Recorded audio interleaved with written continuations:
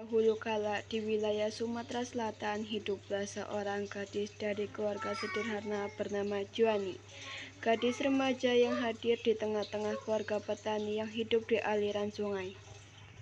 Juani dikenal masyarakat sekitar sebagai gadis kampung yang cantik jelita, ayu, dan berparas menyenangkan bagi orang yang memandangnya. Tidak seperti gadis dusun asli pada umumnya yang berkulit pucat, Juani justru berkulit kuning langsat seperti putri-putri dari kalangan kerajaan. Juani memiliki rambut yang hitam legam dan lebat. Dengan rambutnya yang panjang dan kerap terurai semakin menambah keelokan paras Juani, sehingga wajar kiranya jika banyak bujang yang berharap bisa duduk bersanding dengannya. Namun apalah daya, kepada gadis Juani belum mau menentukan pilihan hati kepada satu bujang pun di kampungnya. Hingga pada suatu masa kemarau panjang melanda desanya, tak tanggung-tanggung semua perkebunan kering kerontang kekurangan air.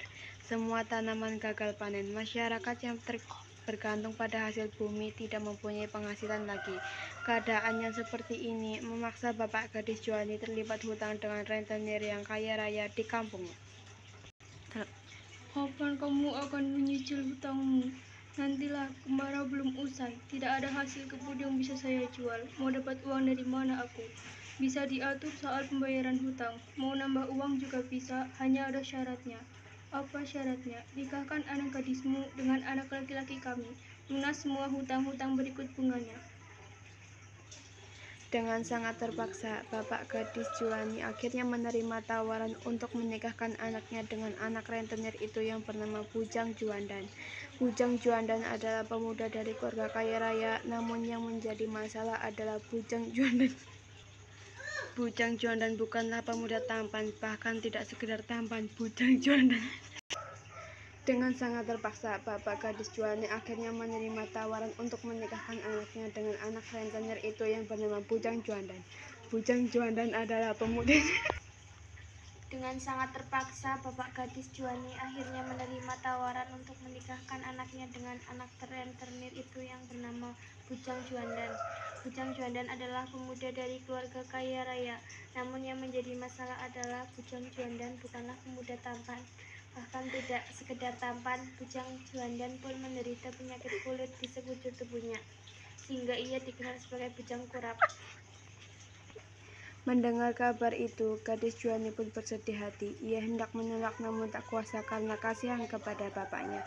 Berhari-hari ia menangisi nasibnya yang begitu malang. Namun apa hendak dikata, pesta pernikahan pun sudah mulai dipersiapkan. Orang sekampung ikut sibuk menyiapkan upacara perkawinan gadis Juani Bujang Juandan.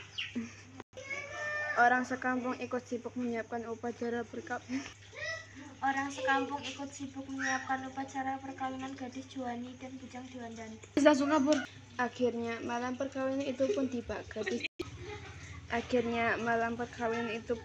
Gadis Juani yang cantik dipakaikan aisan pengantin yang begitu anggun menunggu di kamar tidurnya sambil berurai air mata.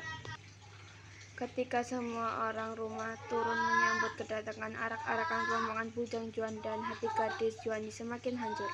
Di tengah kekalutan pikiran, ia pun mengambil keputusan untuk kabur lewat pintu belakang.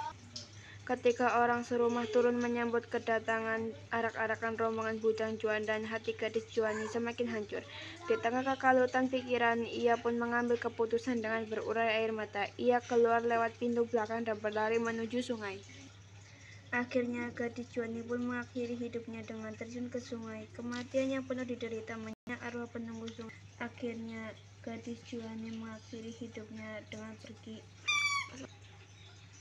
Akhirnya gadis Juani pun mengakhiri hidupnya dengan terjun ke sungai. Kematiannya penuh derita menjadikannya arwah penunggu sungai yang dikenal sebagai Antu Atek yang sering mencari korban anak-anak.